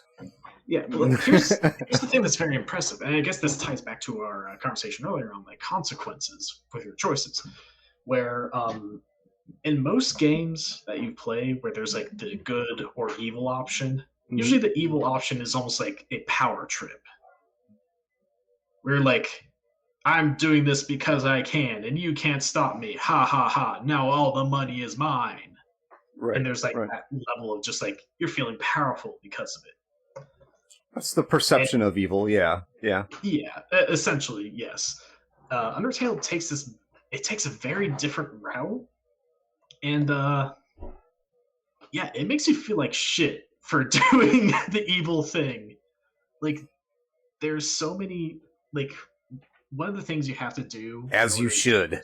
Yeah, I mean, that's the amazing thing. Like, one of the things to ensure that you stay on this genocide route is that you have to, like, during the dangerous areas where you can get into battles, you have to keep getting into battles and killing all of your opponents until essentially no more battles even happen. And when you hit that point, the music in the level actually changes. And like normally a lot of the music it sounds fun. Right. But when you do that, it's still playing a version of that song, but it's very slow, toned down, even distorted. When what you're that's really interesting, because that's like right in here for what we're talking about. One of the pieces is how to educate your player. And that music piece that you're talking about right now is a big part of that, and disseminating information to the player so that they can understand what's going on. And music, I think, is, and we've done an episode already on music and the importance of music in video games. And it's it is probably the first. I would say it is the first educational tool that a developer has when it comes to video, not just video games, but I mean, film and video, period. The first educational tool you have, because gives you that opportunity to set the tone and the mood. And then you can have all of the other, noise, really. I mean, that's going on in the scene. I forget what the terms are. There's 2 terms there that I'm missing. I don't know. But yeah, like it's like when you have the choices in your games, it's important to be able to tell the player that, like, yeah, since you made that choice, things are different. And I think that's something that Undertale does exceptionally, especially on the genocide route. Like the normal route and the pacifist route, I think they have a lot of similarities. Though the pacifist route is how you kind of get to the true ending, so to speak. But the genocide route is incredibly different. Like not just like the music is different, but also like the way all of the other characters interact with you, especially in difference to the other routes, because like there's almost this intended way to play through Undertale in regards to the 3 different routes you take. Your first time playing through is most likely going to be the normal route. You may have chosen not to kill some guys. You may have chosen to kill some. And that just leads to a kind of normal route, especially when there are spots where, like, even if you're trying to be the nice guy and not killing anyone, they throw in some curveballs where the answer isn't obvious. So Matt, when you're describing this, and I sorry, I'm interrupting you, but when you're describing this, the vision that comes into my mind is like old school Street Fighter. Because why old school Street Fighter? That's an odd one, yeah. Because there's only one way to go. Literally, you're going from left to right all the time. You can't go back left. It's left to right. That's a good point. Yeah. I guess, but I guess, but the way it's done is very interesting because like it's designed in a way as I said, your first playthrough probably not perfect because you're just experiencing the game for the first time, but you get the normal ending. And then your second time through, because like a lot of the characters are so damn endearing, you're probably going to go for the pacifist route next. Right. Interesting. So you're going to go for that route. Never kill a single thing and you get like the happy ending. Then at that point, I don't want the happy ending. And then after you've done that, you're probably thinking, well, what happens if I do the other thing? And you want to know the scariest thing about that? So the game has a bit of some meta awareness about the ability to essentially save and load files. Right. And the game's main antagonist has essentially the ability to do that kind of as well. And on the genocide route, you have an interaction with him where he explains that exact same adventure kind of that you just went through. He used that. He went through essentially a timeline, then thought, well, what if I make everyone happy? He did that again. He made everyone happy. And he had the thought, well, what happens if I just kill everyone? He explains the exact same line of thought that brought you to where you are that he just went through himself. It's like, what the fuck? I cannot recommend that game enough. I could tell, man. You're a really big fan. Yeah, it's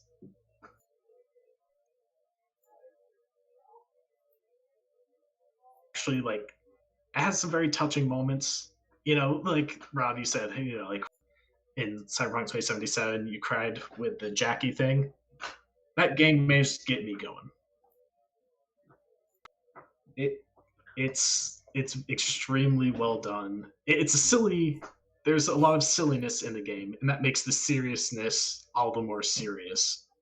Especially when you're on that evil route, that leads characters that are very endearing, and you have to kill them. And the thing is, they don't cower from you. They actually show some of their best selves when confronting you. And that's the thing that I think is very amazing. Like one character who's always just a goofball actually gets serious with you. Nice. One character shows their most heroic moments when facing you. It's again, they don't give you that same feeling of like the power fantasy that most games give you when you do the evil run. They actually treat you like a monster and make you feel like one because you kind of are. I'm gonna have to check this game out, I think. Really quickly, Aramania Green Hell is hard as fuck. That game is a pain in the ass. Haven't played it yet. Okay, yeah, I remember hearing about that game. Yeah, similar, but yeah, I've seen some of it. Yeah, I haven't played that. I'm gonna have to check it out one day. But to continue on, we're down to two. We're down to the last two. One of the last pieces, key point number 9, is novelty, and it follows the Maya principle. And for those who don't know, the Maya principle basically stands for most advanced yet acceptable. Basically, it is a design principle where you provide the user with kind of enough things that are familiar, but you also kind of meld in things that are new, but both fit what is an already existing design principle, um, and it's easy for the player to pick up. So it's being kind of willing to more than likely kind of break some of the rules that you have for your game in the design process and kind of pushing that envelope, bringing something fresh and new to the project, both again from a design perspective, but also within the game itself, within the narrative itself. Because for a time, going through any story, things are going to become familiar and going to become, I don't want to say boring, but you're going to know what to do. Every so often, as a designer, you want to put in little points in there where the character and the player are gonna kind of be put on their head a little bit, gonna kind of have to adjust, but in such a way where it's not so alien that it kind of takes you out of the game or of the experience, but different enough where you're like, oh, okay, I'm gonna have to think about this. I'm gonna have to actually, use more than one brain cell. So what designer, content creator, writer doesn't like to break the rules? That's a good point. Yeah, that's a very good point. Yeah, and like as Ron was saying, keeping enough familiar while doing things new. That's essentially what iterative work is, because video games or storytelling, they take inspiration of what comes before and use the elements of that while still adding something new to it, so it's not just like a carbon copy. Yeah, Grim Wolfen when appealing to a wider audience. Yeah, essentially that. Yeah, and like that's during my time in school learning about game design, one of the things that they've taught is a good way to come up with an idea for a game is to take like an existing game. It's like, what if this game had this other thing? And that's essentially the original mechanic that you would kind of add, or the originality that you would add to the inspiration of the other game. And and of course it could be more than one thing, but yeah, there's something to be said of that familiarity, because if your thing is completely different on every single level to what anyone else has ever done before, well, first of all, props on you for actually being able to come up with something no one has ever done before ever. But also, it also makes it hard for people to get in if everything is completely unfamiliar. Yeah, if you're trying to push the envelope every single time. One of the I can't remember the article. It was one of the first articles, one of the first episodes. Oh, it was what's his name? What's his name? It was episode 1. I can't remember the author of that article. Greg, if you could help me out here. Yep, hold on a second. I just got to go back and take a look. Yeah, no problem. But anyway, the author of episode 1's article that we were going over, Greg's gonna get there here in a minute. Thank you, by the way. One of the things that his design and personal design philosophies and a lot of the teams that he's worked on is kind of what you said, Matt, like putting something new in everything that he's does. Like trying to add one new piece, at least one new piece, like in terms of design, one new element that hasn't really been seen before to all the games that he's worked on. And he's actually one. I think he was the lead. He was director, creative director on Deus Ex, I believe. It's either he was the creative director, but he was one of the lead individuals with regards to designing Deus Ex. And yeah, as a designer, that's what you want. You want to push the envelope at least a bit within your game, because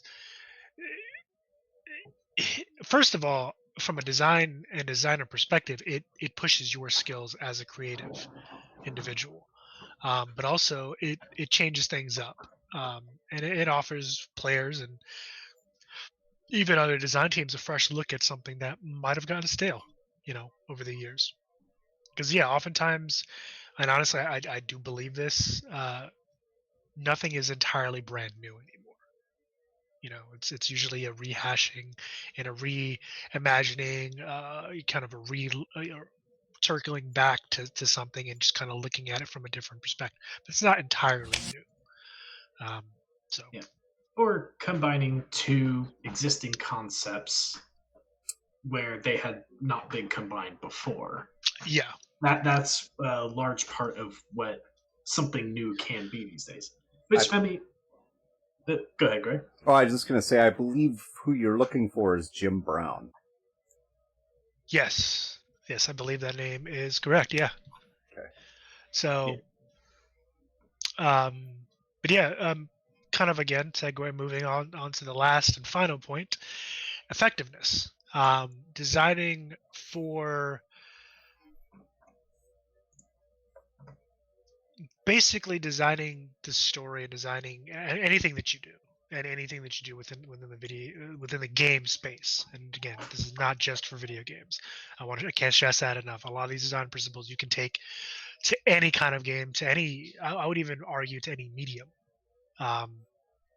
movie, film, book, whatever. And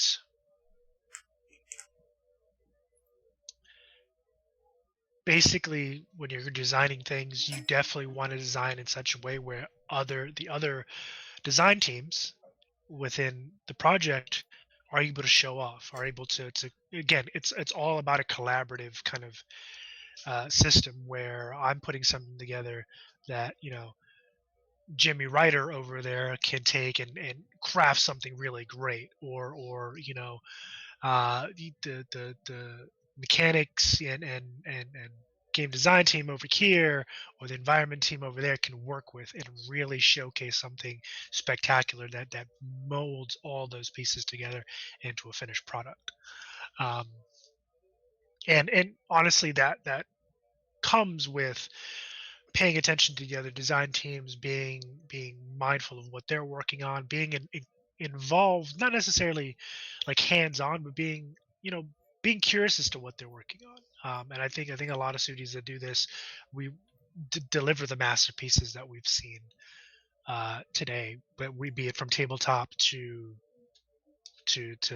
video game. And yeah, Moon Girl, perfect example. Nothing is created in a vacuum these days, and nor should it. Because honestly, I think you're doing yourself and whatever it is you're trying to put together a disservice by trying to just create it in a little bubble. But yeah, like that's definitely something that's very important in when you have different teams working on a single project, that like, yeah, they need to know what's going on with the other teams so they can all work together towards a single vision. Because if everyone is off just doing their own thing without worrying about the other, then they're likely going to end up working in different directions. They'll have different ideas of what things should be looking like, and their different visions can end up clashing. So they need to be in communication so they know, like, they're all aware of that direction that need to be going. Like, one example of, I guess I can't say for sure whether this is a result of teams not in well communication, but a game I played where something just didn't add up was Fable 3 and the map. Because you have like the actual levels that you go through, and then in their bizarre, I can't even call it a pause screen. They technically don't have a pause screen, but you try to quote unquote pause. You just go into this little, you just teleport in this little safe area, and they have a map in there, so to speak. But the weirdest thing is that map does not at all accurately portray the actual level. And that made it especially frustrating because you can actually like buy houses in that game, put them up for rent, and that's a way you can make a lot of money. So it's like, I'm searching for something. Here's the house on the map. Wait a second. The way this map is laid out is not at all what the actual level is. What's going on? Where am I? And I honestly don't know how that happened. That sounds like the hell of a game. Yeah. The Fable series is something I love. The first Fable, fantastic game. Fable 2 did some things right and did some things wrong. Fable 3, God, it hurts. It's a game that hurts because it was something I used to care about. The only good thing I have to say about that game is that the levels, there are some spots that just look beautiful. I think that's about the only good thing I can say about this game, because story, bad. Gameplay, bad. So many things are bad about this game. Tell us how you really feel, Matt. Go ahead, let it out, man. This is the place to do it. No, it's just one of those series that like you came to love, and then as sequels came out, you're like, oh, it just got worse and worse. Oh, that's the thing. Yeah. I played the original Fable. I remember it. It was fantastic. It was definitely. Yeah. It was wonky in some ways. It was one of its. Fun. It was one of a kind. It was definitely one of a kind game for the time period. It wasn't unique because again, it a lot of these games take roots in tabletop, but it was in terms of a video game, it was definitely one of its kind, or one of the few, I would say. And it was really really wonky. I ain't gonna lie, it was. Yeah, like they were always flawed, but like by Fable 3, just so many flaws, and only one thing that I can even say. Like the combat, for example, absolutely terrible. Melee is absolutely useless. Enemies can block your attacks, and trying to charge up for an unblockable attack takes so long, you're just going to get smacked. Guns are better because they can't be blocked, but just do magic, bro. It's just a better gun. And Armenia, if you're not mistaken, there is another Fable game coming. I heard about that, but I'm not I can't I can't be excited after Fable 3.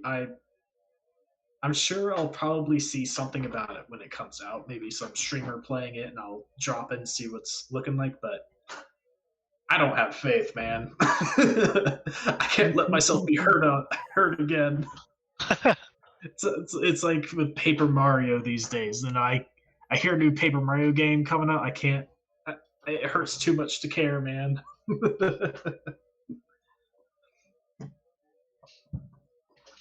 So really quickly, we are almost an Way hour. over time. Yeah, we're almost an hour over time. We do have, we just gave all of you some insight into what our planning and production meetings kind of look like. Anyway, Pretty much, yeah. Well, there's always more stuff. That's the thing. There's always more stuff, and it's challenging to plan into a short burst of time and hour and a half. And we're discussing probably easily 3 hours worth of content. And then of course we're a little bit all over the place as is. But we'll get this wrapped up. We I just wanted to bring this up really quickly just to let you guys know that we really appreciate your time and hanging in here with us and being a part of the conversation, and we will make sure that we are more respectful of your time in the future. Thank you. What do we got left? That's it. And we're done. Rob, what do we got left? Sorry, I guess I froze or you guys froze or something. Something happened. Anyway, yeah, that's really it for the topic. I mean, just some key design takeaways from those two fantastic games, and the team that put them together. And again, these are very agnostic points that can be taken, in my opinion, to any medium, or almost for the most part for any medium, and definitely from analog to digital to digital games. Excuse me. And yeah, I mean that's what I got for you guys today. Thank you guys for tuning in. Thank you guys for joining us as always. Don't forget to join us again on Friday, where we play our Cyberpunk Red campaign. Set in the 2078, the year of 2078, so it's not set in 2045, which is where the campaign, or like the source book actually takes place at. But we're using those rules. Come check out our ne'er-do-wells. Learn more about them. They're interesting folks. But yeah, Greg, I'll let you expand on that. But yeah, join us again on Friday at 8 o'clock EST for our Cyberpunk campaign, and join us again next Wednesday at 8 o'clock for episode 8 of the update log. Yes. Havoc unit. Well, and probably more to come in the future. So thank you very much for being here tonight. Look forward to seeing you on Friday, hopefully, to check out the game, and outside of that, have a wonderful evening. I'm going to set us up to raid into a fellow streamer out there who also does some D&D content, Little Bones. Matt, before we go, do you have anything to say? Honestly, not really. I mean, I said some things, and I'm satisfied with having said. Just thanks everyone for coming, and we'll see you guys next time. Yep. You guys have a good night. See you next Wednesday.